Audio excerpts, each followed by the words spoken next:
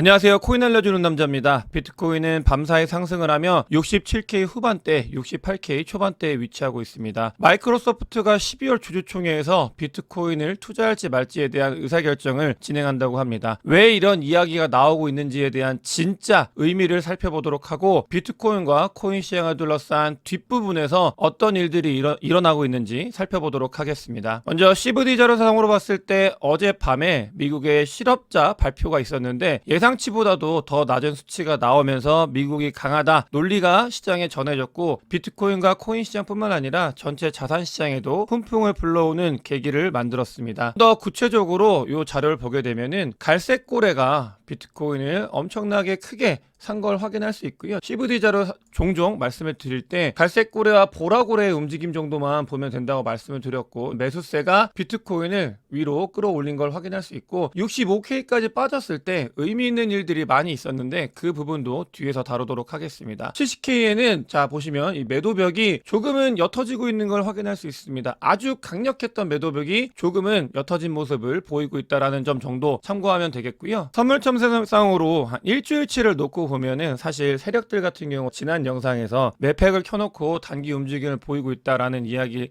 아주 강하게 말씀을 드렸는데, 실제로 보시게 되면은 레이트 롱 포지션이 많이 구축했던 그런 순간에는 밑으로 내리면서 이 레이트 롱을 모두 정리한 걸 확인할 수 있고요. 그 뒤에도 정신을 차리지 못하고 레이트 롱이 들어오니까 숏 세력들이 추가로 하락을 유발을 하면서 이 부분을 모두 먹었던 걸 확인할 수 있습니다. 이렇게 하락이 유발이 되니까 그 뒤에는 뒤늦게 또 숏 포지션을 구축하는 사람들이 존재했었고, 이 부분을 완벽하게 정리한 모습을 확인할 수 있다, 이렇게 보시면 되겠고요. 단기적인 변동성, 상승장이더라도 단기적인 변동성은 위아래로 굉장히 많이 일어나면서 위로 갑니다. 아주 예전에 상승을 하더라도 절대 일자로 가는 경우는 없다, 이렇게 해서 올라간다라는 이야기를 강조해서 말씀을 드렸었는데, 실제로 상승장일 때 더 많은 포지션들이 청산이 되기 때문에 변동성에는 유의를 하면서 투자에 임해야 되겠다 생각을 가지고 있고요. 제목에서 말씀드린 것처럼 마이크로소프트가 비트코인을 보유할지에 대한 의사결정을 주주총회 안건으로 올린다고 합니다. 물론 이사회들은 반대한다라는 걸 권고하면서 이 내용을 전달했다고 하는데, 왜 마이크로소프트가 비트코인에 대해서 투자를 해야 될지 말아야 될지 이런 의사결정을 하는지에 대해서 그 근본적인 이유를 찾는 게 중요하죠. 마이크로소프트가 뭐 12월 달에 한다 안 한다 이 행위 자체가 중요한다기보다는 그 기저에 왜 이런 일들이 일어나고 있는지 그 부분을 살펴보도록 할 텐데, 사실은 단기적인 트레이딩을 하거나 단기적으로 매수 매도를 하시는 분들은 이런 부분들은 맞지 않습니다. 저는 중장기적으로 시장이 어떻게 변화하고 있는지 그 흐름에 대해서도 굉장히 중요하게 생각을 하는데, 보시게 되면 일단 첫 번째로 마이크로 스트래티지가 이유가 될 수 있습니다. 마이크로 스트래티지는 비트코인이 횡보하고 있는 이 와중에 비트코인은 아직 전고점을 돌파하지 못했습니다. 이게 횡보를 하고 있는데, 마이크로 스트래티지는 아주 의미 있게 이 전고점을 뚫고 힘있게 올라가고 있는 걸 확인할 수 있습니다. 이 부분은 두 가지를 의미하는, 첫 번째는 비트코인의 방향성을 선 제시하고 있다 정도로 확인을 할 수 있고요. 두 번째 같은 경우는 마이크로 스트래티지의 성공이 다른 미국 기업들, 글로벌 기업들한테 자극을 주고 있다. 물론 이 부분도 영상에서 이미 아주 오래전에 다룬 적이 있습니다. 그러니까 다시 한번 강조를 드리면, 마이크로 스트래티지의 성공은 전 세계 글로벌 기업들이 이걸 따라하기 위해서 일본의 메타플래닛이나 다른 기업들이 나타나고 있고, 또 더 많은 기업들이 비트코인을 보유하면서 비트코인 테마주가 되기 위한 노력을 할 것이고요. 실제로 마이크로 스트래티지의 주주들을 보면 좀 의미가 있습니다. 재미도 있고, 뱅가드 같은 경우는 뱅가드 자체적으로 비트코인 현물 ETF의 거래를 막는다, 비트코인의 변동성이나 이런 것들이 자기들의 철학과 맞지 않는다라고 이야기를 했는데, 비트코인에 직간접적으로 노출되어 있는 마이크로 스트래티지의 기관 최대 주주입니다. 무려 9%를 가지고 있고 최근에 더 많이 샀습니다. 뱅가드도 겉으로는 그런 이야기를 하지만 뒷부분에서는 본인들의 수익을 가져가야 되고, 이 비트코인과 코인 시장이 어떤 식으로 움직일지에 대해서 계산이 끝났기 때문에 마이크로 스트래티지를 정말 열심히 가지고 있다는 걸 확인할 수 있습니다. 블랙록도 마찬가지고요. 다른 기업들 이미 비트코인에 직간접적으로 노출되어 있는 것들에 굉장히 많은 투자를 하고 있다는 걸 확인할 수 있습니다. 모건 스탠리, JP 모건, 우리가 다 아는 기업들이죠. 이런 부분들이 투자가 진행이 되고 있다는 걸 알아야 되고, 개인들 같은 경우는 월가와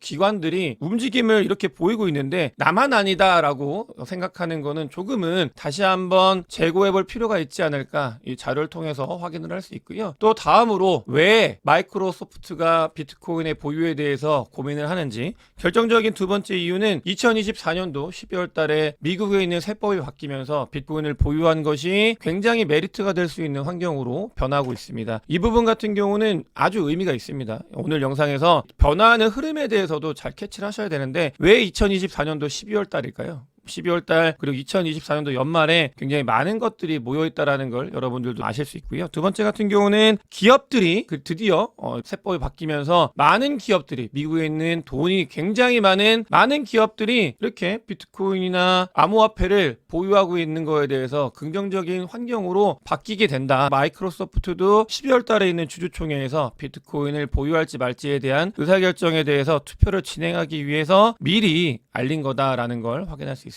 의미 있는 변화가 같이 일어나고 있습니다. 테슬라 같은 경우도 비트코인을 굉장히 많이 보유하고 있고, 오늘 테슬라는 실적 때문에 많이 올랐는데, 사실 트럼프가 당선 확률이 올라가면서 일론 머스크가 트럼프에 올인을 하고 있잖아요. 그런 것들만 봐도 투자의 방향성에 대해서 조금은 생각해 볼 수 있는 좋은 부분이라고 생각을 하는데, 이 전체적인 흐름들, 변화하고 있는 정책의 변화들 잘 살펴야 될 필요가 반드시 있다라고 강조를 하면서, 왜 비트코인이 중요하고 비트코인의 방향성이 어떤 식으로 움직일지 를 보면 좋을 것 같고요. 또 비트코인 같은 경우는 영상에서 이제 준비를 많이 하고 있다, 올라갈 준비를 하고 있다라는 이야기를 말씀드렸는데, 금과 구리의 가격을 보게 되면은, 그러니까 이제 구리의 가격이 올라갈 때 업황 자체가 화랑 점점 좋아진다라는 의미를 가지고 있고, 그럴 시기가 곧 오고 있다. 지금은 금값이 너무 올라갔기 때문에 금구리 비율이 이렇게 올라가고 있는데, 이게 이제 떨어지게 되면서 비트코인 또한 가격이 화랑이 되고 있는 거시경제 환경이 비트코인에 영향을 주는 거죠. 그런 움직임들이 이제는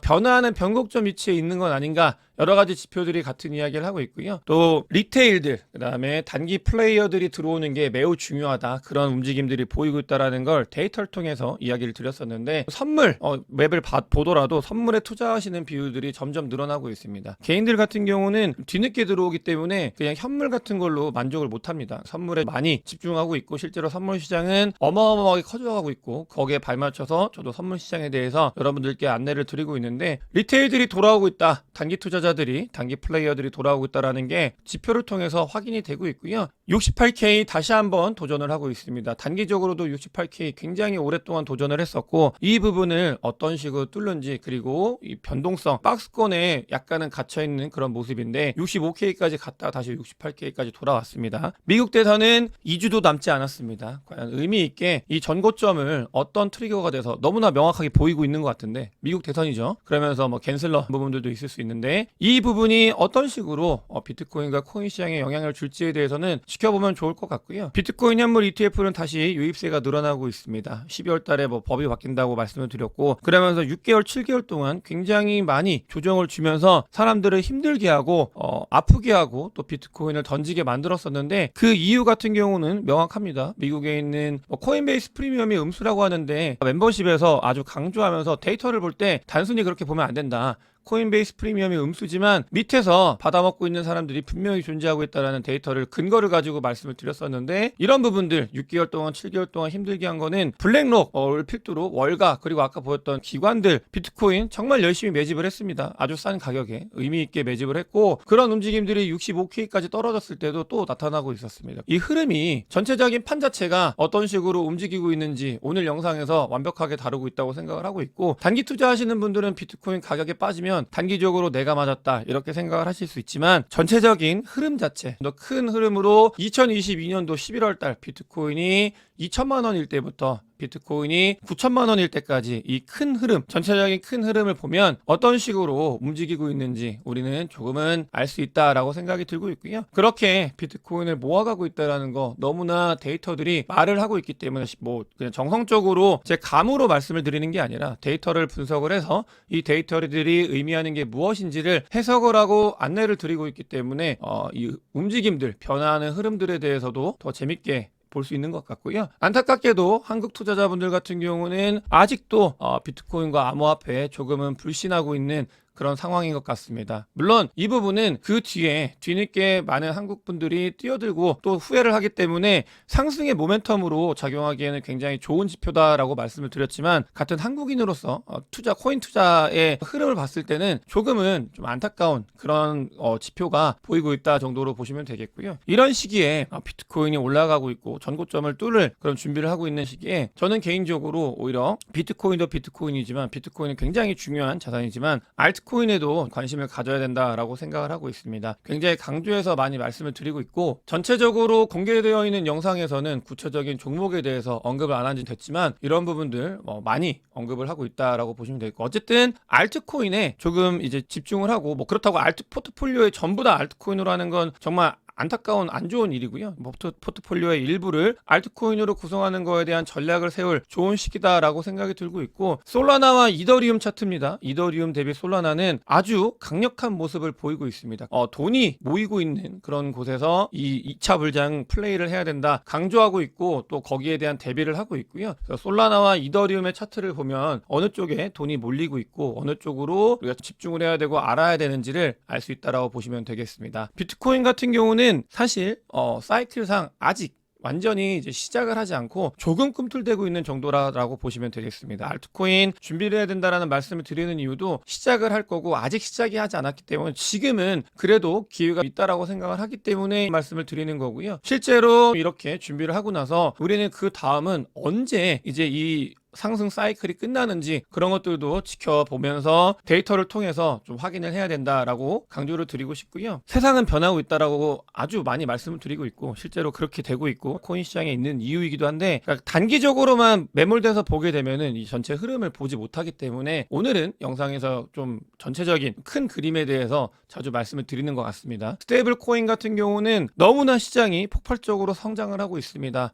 블록체인 기술을 활용한 암호화폐죠. 이 암호화폐 스테이블 코인이 유틸리티가 그냥 스테이블 코인이긴 한데 너무나 쓰임이 편하기 때문에 이런 부분들이 많이 사용이 되고 있는 그런 혁신이 일어나고 있는 분야고, 서클 CEO 같은 경우는 USDC를 만들어내는 곳의 수장이기 때문에 더 좋은 이야기를 할 수밖에 없겠지만, 느끼기에도 스테이블 코인은 암호화폐 시장을 넘어서 일반 리테일들 그리고 레가시 금융에도 많이 활용이 이미 되고 있다라고 생각을 하고 있습니다. 한국에서도 국제무역의 10% 정도가 스테이블 코인으로 이루어지고 있다라고 하고 있는데, 이런 부분들이 우리나라 그런 규제를 하시는 분들한테는 굉장히 민감도가 높은 이슈가 되어가고 있습니다. 어떤 식으로 암호화폐 시장을 더 부흥시키고 살릴지에 대한 고민보다는 일단은 어떤 식으로 규제를 할지 여기에 바바바바바 그런 이야기들이 많이 다뤄지고 있는 것 같습니다. 규제에 대한 이야기가 먼저 나오긴 하지만 관심도가 조금씩 올라가고 있다라는 측면에서는 긍정적일 수 있겠다 정도는 생각해 볼 수 있지 않을까. 어렵겠지만 그렇게 보는데, 한국에서도 이 스테이블 코인 시장이